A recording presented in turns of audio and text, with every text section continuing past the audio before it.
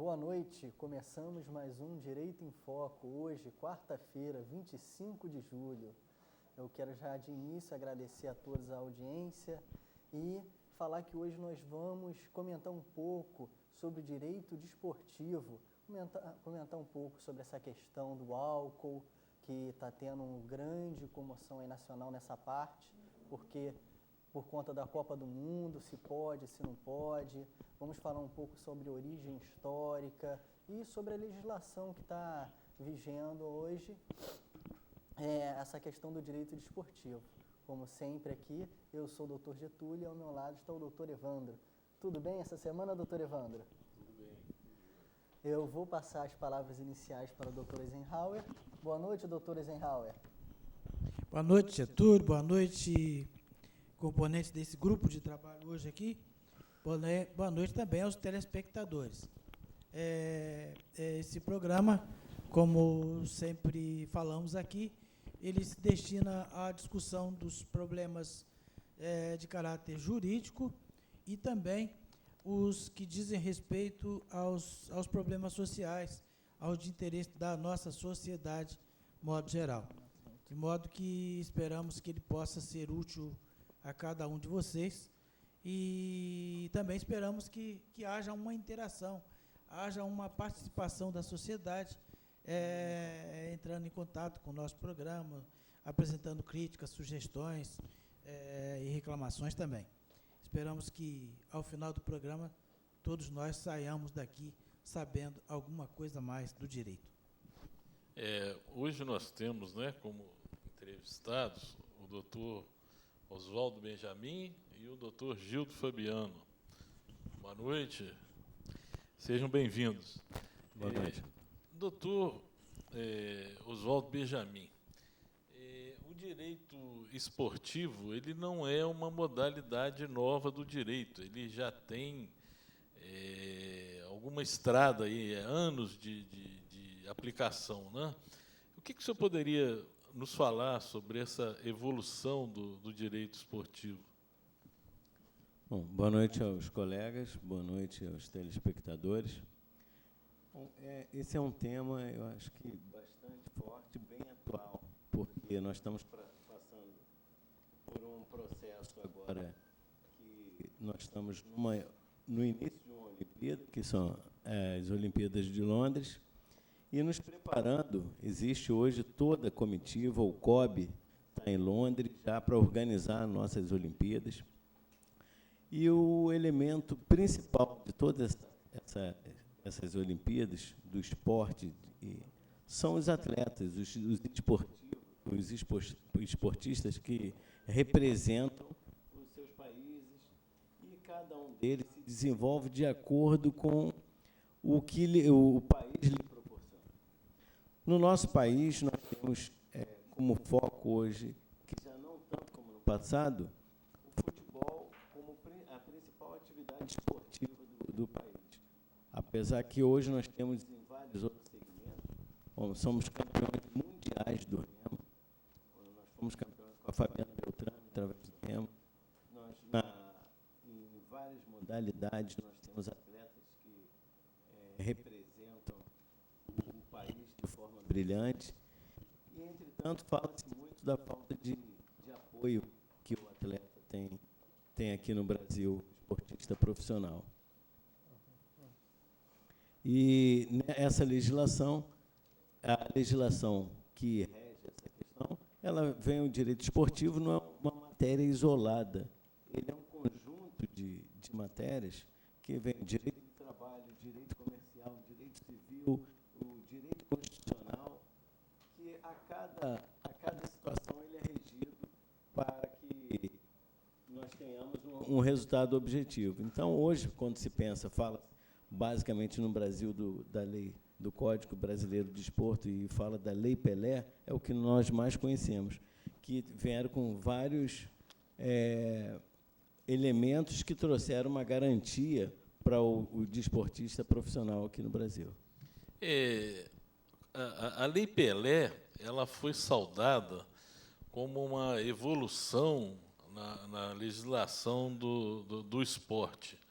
Aí depois o pessoal falou, não é bem assim. O clube forma o atleta, tal, e daí a pouco ele some e vai embora e todo aquele investimento foi com o atleta. Como está essa legislação hoje do passe? O que é direito do jogador e o que é direito do clube que o revelou? O direito federativo, que é chamado direito federativo, o que a Lei Pelé trouxe, principalmente, de inovador, foi acabou-se com passe, onde o jogador ficava diretamente vinculado a um clube, sem poder ter nenhum tipo de liberdade profissional. E falando de uma forma objetiva, assim, claro, o jogador ficava preso àquele clube ali, ou àquela agremiação a qual ele era contratado, sem grandes possibilidades, sem poder ter, não existia ainda um instituto que pudesse proteger. E a Lei Pelé, ela trouxe esse advento com o fim do passe, dando a possibilidade de criar diversos dispositivos que o atleta profissional ele pudesse recorrer ao Tribunal de Justiça Desportivo, que ele pudesse recorrer à Justiça do Trabalho. Hoje, disse que só o Tribunal de Justiça Desportivo teria competência para julgar. Não, a Justiça do Trabalho tem hoje rompido com vínculos empregatícios e feito com término de contratos por falta de pagamento do FGTS. O caso do Ronaldinho Gaúcho. Exato, falta de pagamento do FGTS, falta de pagamento de verbas laborativas, e esse advento veio também com a Lei 9.615, que a gente diz que é a Lei Pelé, que desde 98, e isso vem se aprimorando cada vez mais com as decisões do tribunal, e vem se usando mais o direito civil, o direito comercial, porque o direito comercial hoje, quando diz a maioria da corrente dominante, que há uma burla no direito trabalhista, no direito do atleta, quando o clube contrata ele com um salário determinado e mínimo, e coloca a maioria desses valores em direitos de imagem. Isso entende uma corrente que seria uma burla ao direito do trabalho. Essa corrente, embora seja dominante, mas existe uma grande polêmica, porque o jogador, o atleta, ele pode dizer, eu aceito o salário que é dado. E, paralelamente a isso, ele constitui uma empresa que trabalha a imagem dele. Então, o direito federativo, hoje, engloba direito de imagem e o direito laboral. E é nesse direito de imagem que é onde vem a verba maior. Quando se fala de um jogador que ganha 1 milhão, 2 milhões de reais por mês, na verdade, se for ver a carteira dele de trabalho, não está assinado com aquele valor.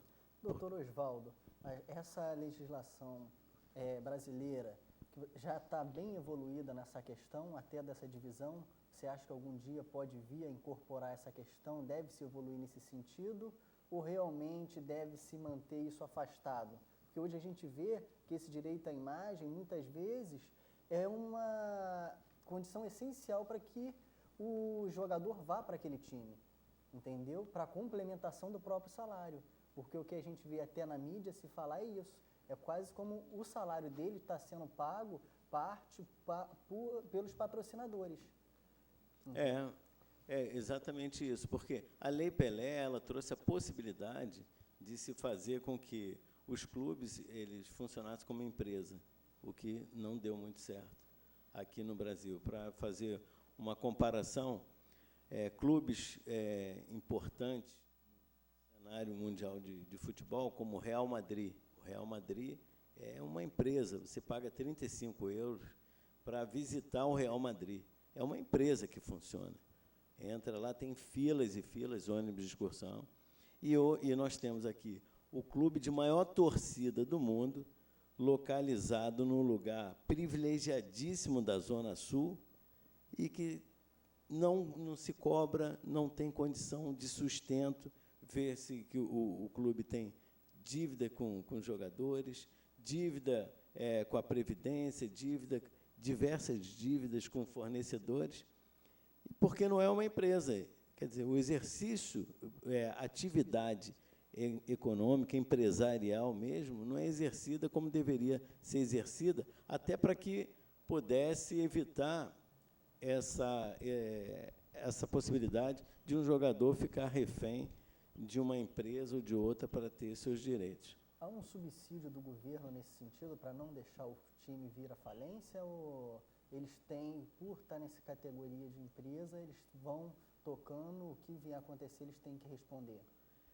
De certa forma, não chega a ser um subsídio, mas existe um perdão tácito do governo, quando o governo não executa as dívidas previdenciárias, quando o governo não executa as dívidas trabalhistas, porque isso traria um impacto social, uma vez que o futebol ainda é uma atividade que ele consegue agregar pessoas de todo segmento da sociedade, né? Então, isso traria, se executar. Imagina acabar com um clube de grande monta no país, tomar aquele estádio, tomar por conta de débitos. Então, não existe esse subsídio, mas existe essa benevolência, de certa parte, dos órgãos. Esse é o entendimento que eu tenho.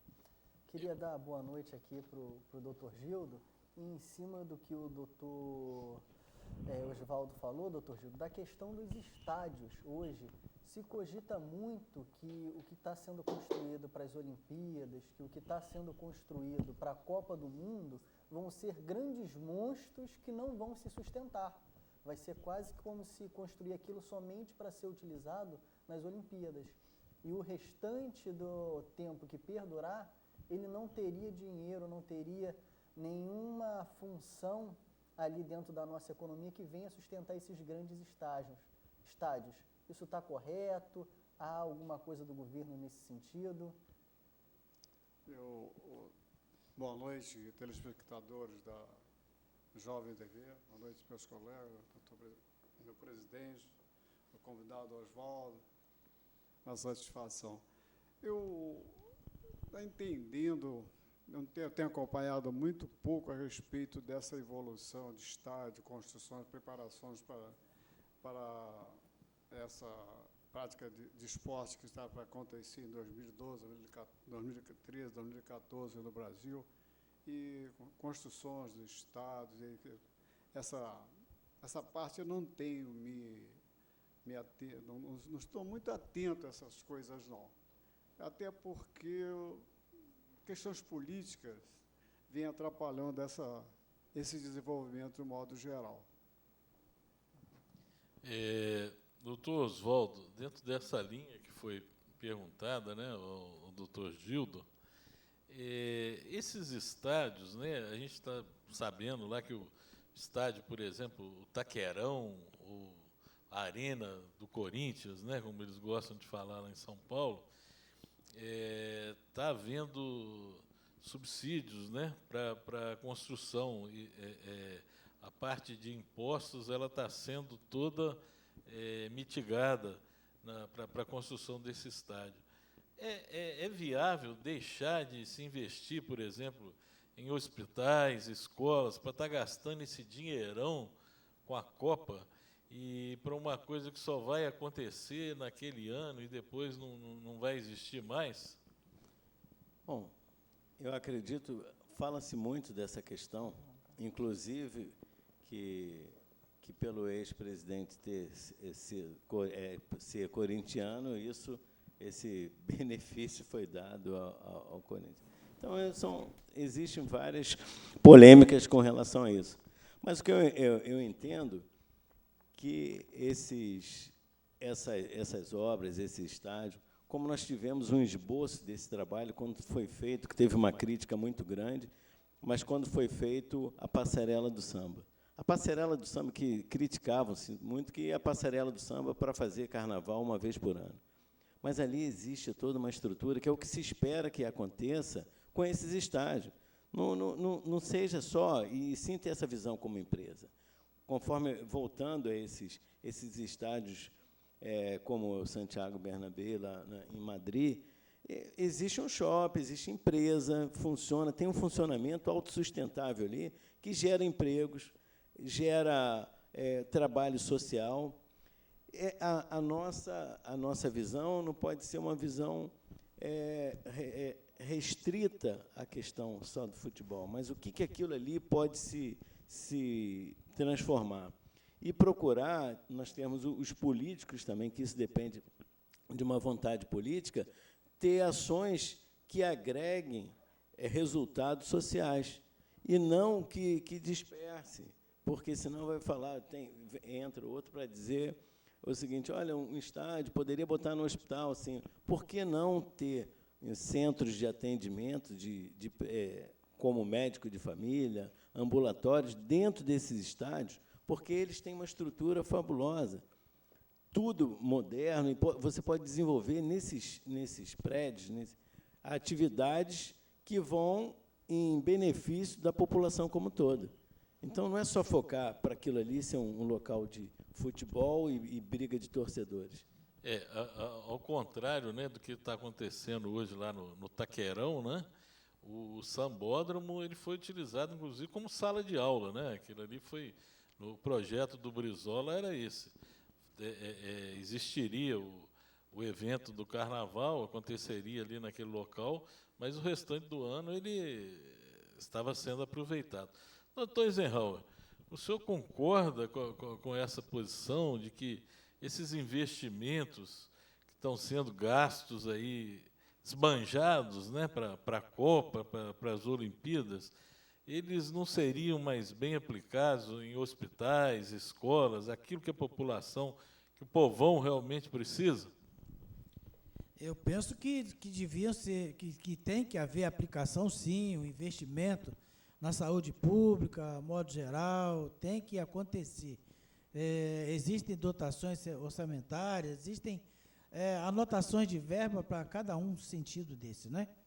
Mas o investimento que está sendo feito na construção de estádios, ele pode ter, sim, repercussões muito importantes, até porque o evento esportivo que a gente espera, que é o problema a Copa do Mundo, e depois também os Jogos Olímpicos de 2016 e tal, ele acaba trazendo muitos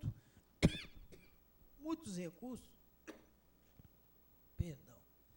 para a nossa região, porque são turistas, são pessoas que vêm para assistir os jogos e pessoas que se deslocam pelo país afora, de modo que eu acho que é um investimento importante, de muita utilidade, e que podem, esses edifícios, essas edificações, serem inteligentemente construídas, com destinações para a exploração comercial, empresarial, turística no mundo, no país, né, de modo geral. Doutor Oswaldo, a questão da bebida nos estádios, né? O Brasil tem que voltar atrás na lei que proibia a venda de bebidas nos estádios, nos arredores, né? Para a Copa agora. O Brasil, quando fez essa lei que proibia a bebida nos estádios, ele entrou na contramão da história ou o resto do mundo é que está errado? Não, eu não acredito que... eu acho que legislar, e principalmente aqui no Brasil, as pessoas... A legislação é com pouquíssima flexibilidade, né? Às vezes toma decisão, quando se vai se legislar, não tem essa flexibilidade que necessitaria. É proibido e pronto, beber. Não, é a maneira de disciplinar. Antes mesmo não se tinha tanta briga, torcida organizada brigando, se matando, e como tem hoje, que não tem a bebida permitida. Antes as pessoas você podia ter bebida alcoólica. A questão toda é o controle que pode acontecer sobre isso. A questão da segurança, que vai se ter. Se o sujeito bebeu ou não, se ele entrar, não pode ter bebida aos arredores. Isso já é querer dos estádios, que tinha, não poderia nem os estádios, os bares não poderiam vender. Isso você está interferindo diretamente numa atividade social de uma pessoa que tem um restaurante e não pode vender uma bebida ali no arredor. E qual a diferença dele vender ali no arredor, se você não pode ir vender dentro do estádio? Como é feito hoje, você não pode levar uma garrafa, nem uma lata, mas é permitido nos estádios, quando você entra, toma um refrigerante ou vende bebida que não alcoólica, mas ele bota num copo plástico e você para consumir aquilo ali. Então, acho que a questão é de educação e não é bebida, porque é a questão que você tem que buscar, motivando o trabalho que estava fazendo, o trabalho de educar as pessoas na hora que elas entram no estádio, e não proibir. Nós daremos sequência no nosso debate após o nosso pequeno intervalo.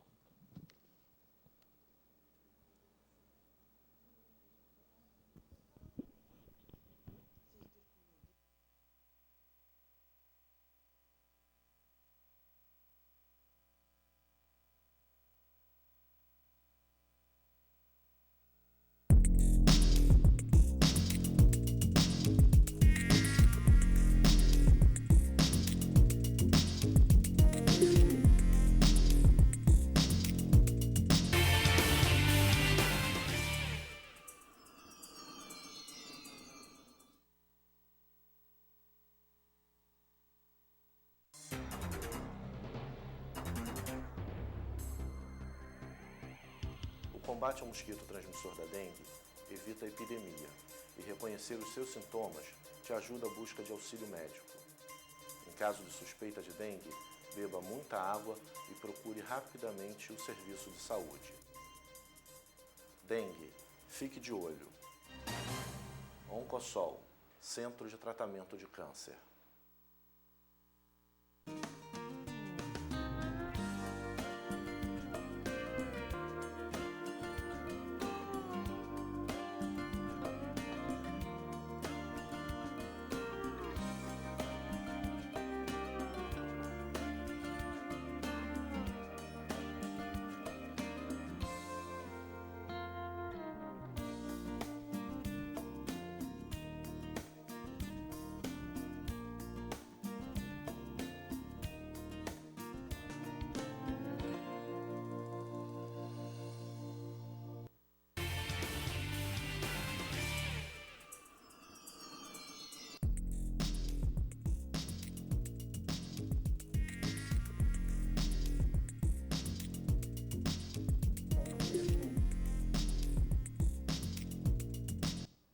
Voltamos do nosso intervalo.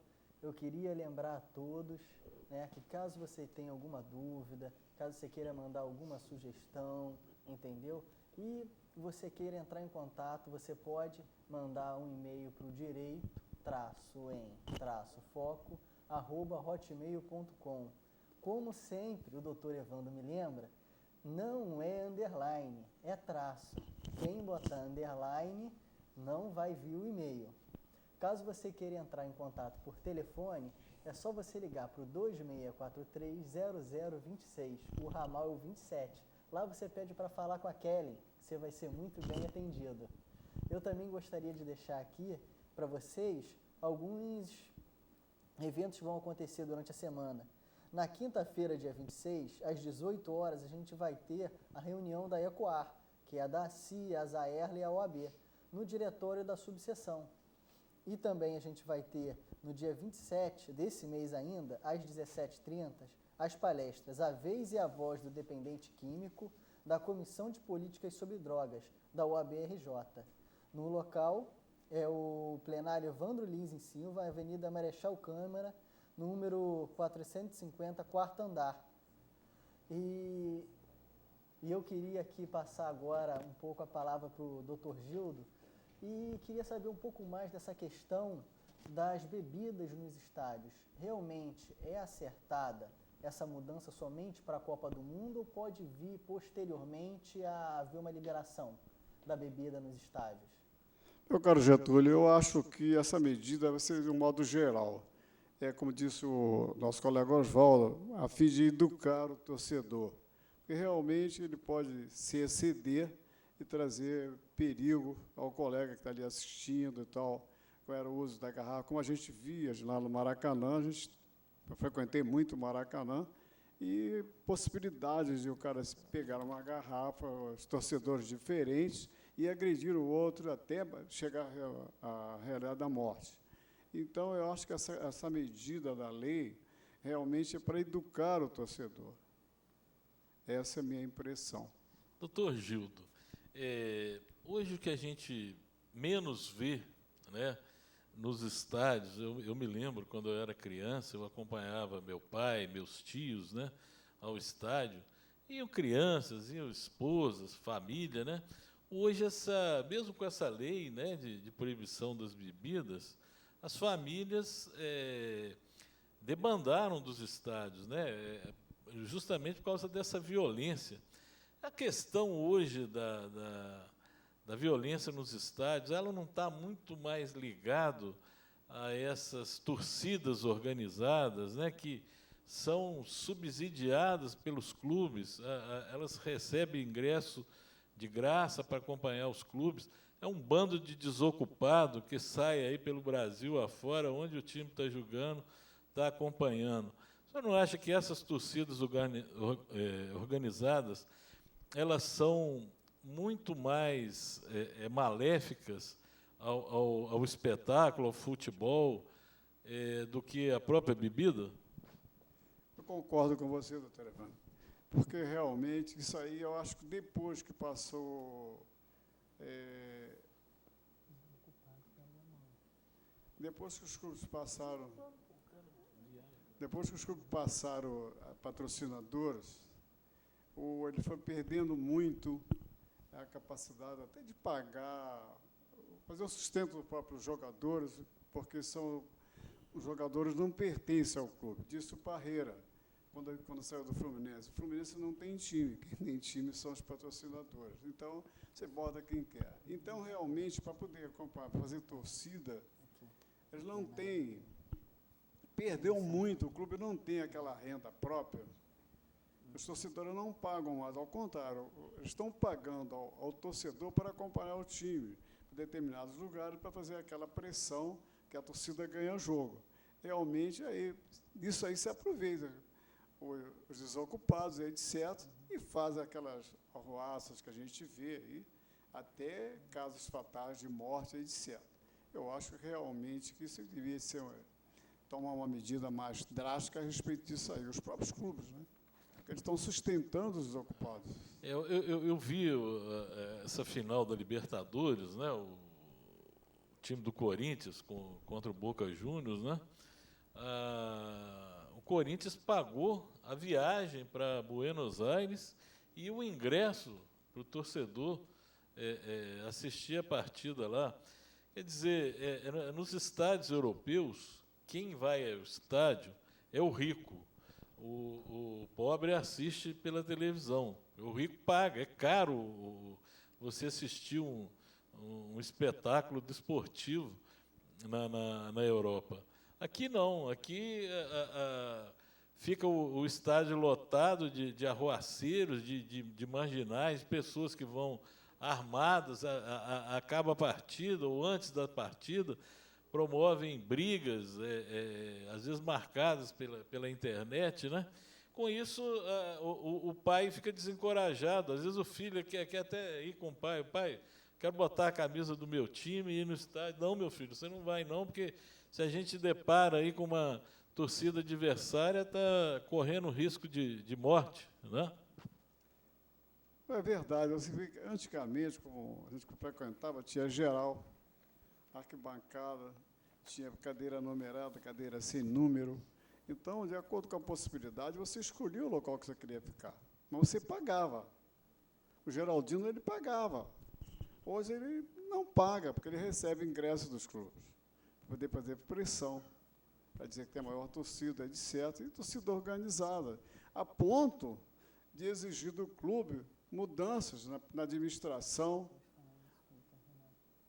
inclusive vendas de jogadores, de atletas, e até mesmo tomar conta de atleta fora da prática de esporte, nos bares, nas casas, eles perseguem, eles tomam conta para saber. São fiscais dos próprios atletas na parte externa, no lazer do atleta, se ele está numa boate, se ele não está, ele está sendo vigiado, tem elementos vigiando isso. E no dia seguinte o jornal está publicando aí. Então, realmente, mudou muito essa situação, piorou. Doutor Benjamin, o senhor, com tudo que foi falado aí, a questão da torcida organizada, da bebida, qual que é o entendimento do senhor? Qual que é a opinião do senhor a respeito disso aí? Bom, eu concordo com o Gil. Nós tivemos uma qualidade, até quando os estádios tinham uma capacidade muito maior, o Maracanã tinha uma capacidade muito maior e não se tinha essa agressividade toda. Então, se falar o que aconteceu da mudança, antes não tinham essas proibições. Eu acho que tudo é uma questão de trabalho, de disciplina que é feito. Nós precisamos ter mais essa vigilância. Nós não somos melhores nem piores do que os povos de outros lugares, como na Europa, como em lugares que você tem um regramento, um ordenamento. Nos estádios, nós conhecemos que tem os hooligans que acabaram na Inglaterra, tinha os hooligans que eram verdadeiros vândalos, aqueles, sim, que destruíam. E, infelizmente, nós copiamos essas coisas de lá. Os hooligans não copiamos o comportamento das famílias, porque não existe também uma vontade de fazer um trabalho voltado para isso. E as pessoas, na massa geral, elas precisam de motivação, precisam de normas. Lá em Singapura, por exemplo, ninguém joga um papel no chão porque é preso e é multado. Mas nós também somos capazes de nos subordinarmos a essas questões que não são punitivas, são educativas. Se aqui nós conseguimos, hoje, qualquer pessoa entra no carro, passa o cinto de segurança. Por quê? Tem multa. Nós não ficamos melhores nesse aspecto. É porque tem uma contrapartida. Se você fala que aqui a pessoa bêbada que estiver no estádio bebeu e causar dano, qualquer mal a alguém, que se aplique a lei. Mas o que acontece é que não é aplicado. Pegou, olha, você vai responder por isso, porque lá fora é assim. As pessoas têm que pagar uma fiança, e na hora que vai pagar a primeira, pagar a segunda fiança, ele não vai querer tomar nada, como a lei seca funciona aqui muito bem. Porque ninguém quer beber para sair, porque, se for pego, pode ter essas consequências. Então, não é que as pessoas, infelizmente, de modo geral, elas não obedecem à norma porque têm que obedecer, mas pelo mal que a norma pode lhe causar. Doutor Zerral, a sua opinião sobre esse assunto, por gentileza. Eu quero só ressaltar que o doutor Oswaldo Benjamin tem uma filha que trabalha com o jornalismo, o esporte. Ela faz um trabalho nesse sentido também.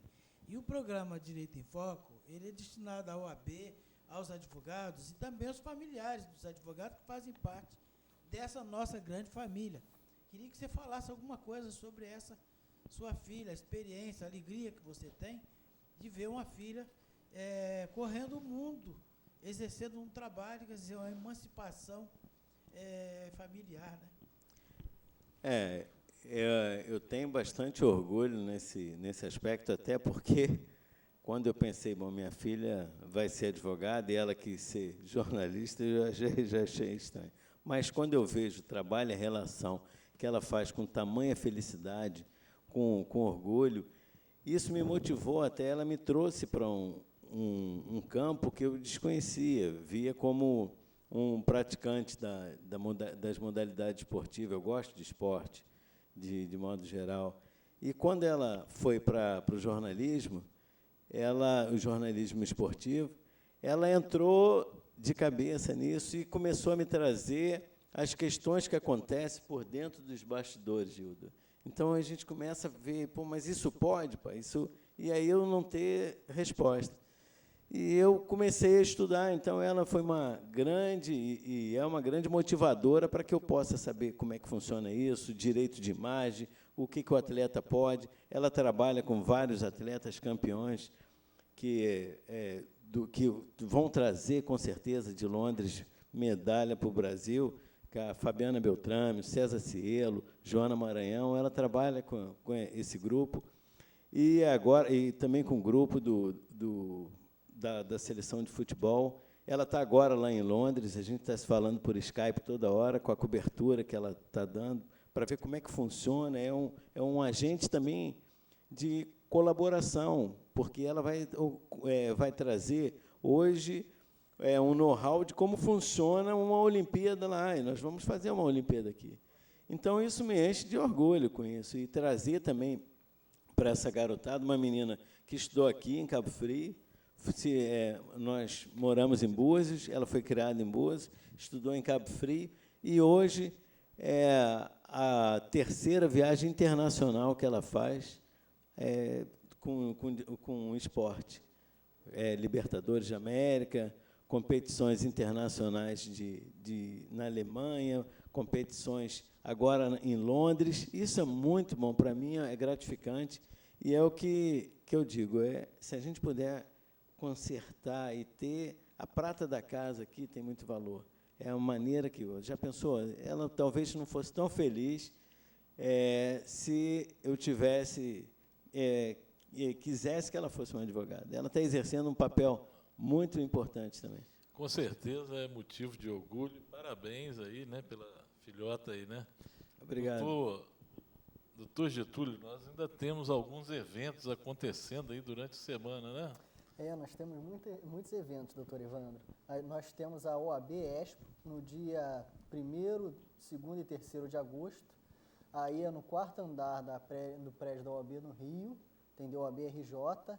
Lá a gente vai ter os congressos, 10 anos do Código Civil, o novo CPC, práticas nas advocacias, exposições. Nós também vamos ter seminários de gestão de escritórios de advocacia, oratória, tecnologia para advogados, marketing jurídico, financeiro e administrativo.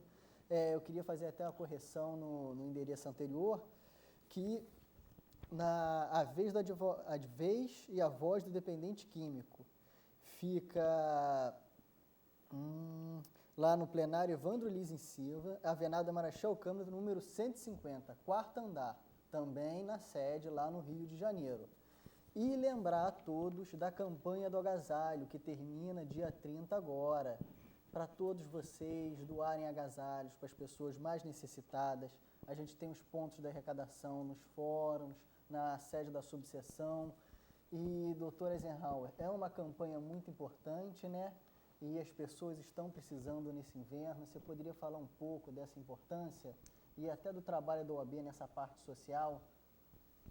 Nós temos um trabalho muito amplo, voltado para os aspectos sociais, no que diz respeito aos interesses dos advogados, dos seus familiares. É muito amplo também nesse sentido, e a sociedade, de modo geral, até porque nós pensamos que os problemas que acontecem na comunidade, na sociedade, nos bairros, nas nossas proximidades, eles dizem respeito aos nossos interesses particulares também. Porque quando a gente observa que tem alguém morrendo, passando fome, tem alguém necessitando de medicamento, de uma cirurgia, de um tratamento, uma pessoa que sofre na sociedade, esse sofrimento, esse padecimento, atinge os sentimentos de cada um de nós. Na semana passada eu assistia a um programa de televisão, onde foi mostrado um quadro assim, até emocionante. Uma mulher linda e que, em razão do câncer, perdeu o cabelo, ficou sem cabelo. Por motivação, por solidariedade, todos os colegas delas, todos jovens, cortaram o cabelo, rasparam a cabeça em solidariedade àquela mulher. E eles todos riam alegremente, felizes, pelo fato da solidariedade. É preciso que cada um de nós pense nisso aí.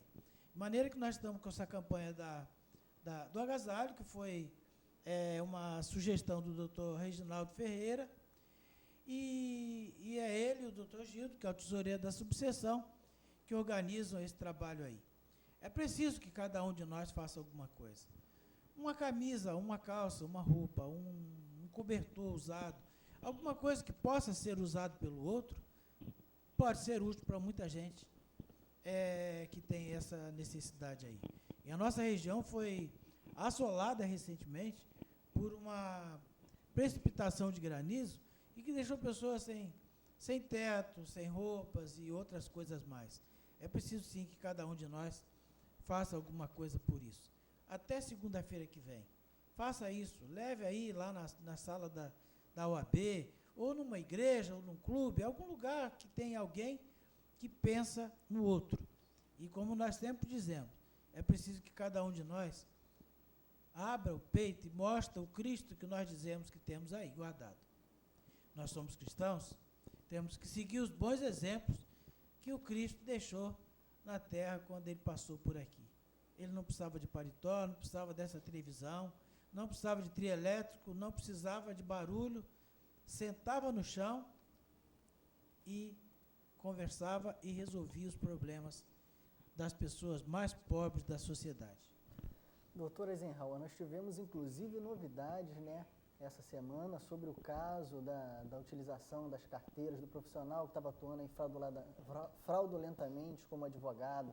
Você podia comentar um pouco mais esse caso para a gente, até para alertar um pouco aos nossos telespectadores sobre esses profissionais que se dizem advogados?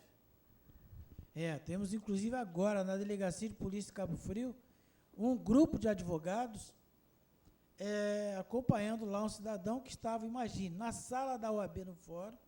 Ele não é advogado, há uma informação de que ele é engenheiro químico, mas que usa carteiras de advogados, estagiários, e vai para o fórum trabalhar.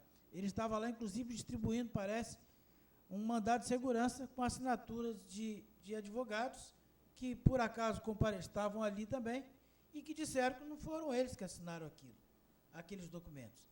E ele correu para o banheiro, na expectativa de eliminar tudo aquilo e ocultar, esconder.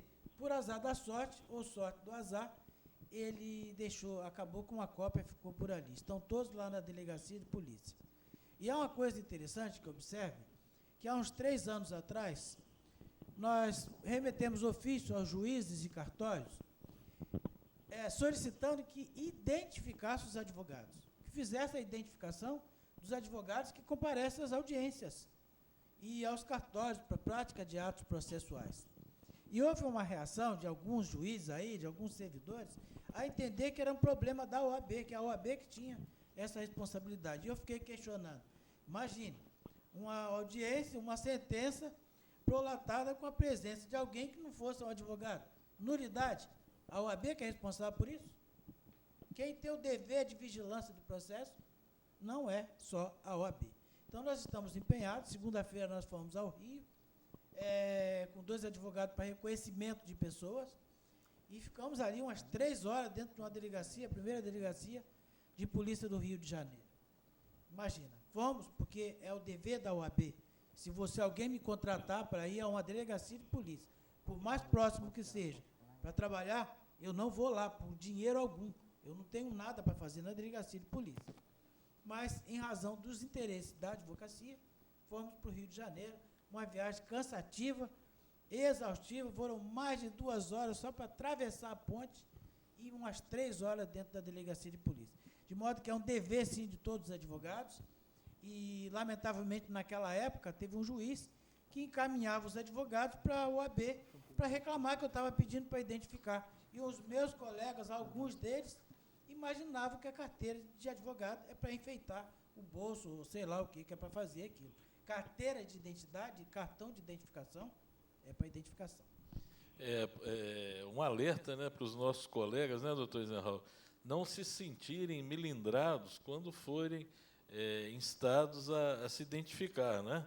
A identificação tá protegendo o próprio profissional, né? Com toda certeza. Quando você se identifica, e impede que alguém que não seja advogado compareça e faça. Isso está acontecendo com muita frequência, e não é só aqui em Cabo Frio, acontece em outros lugares também.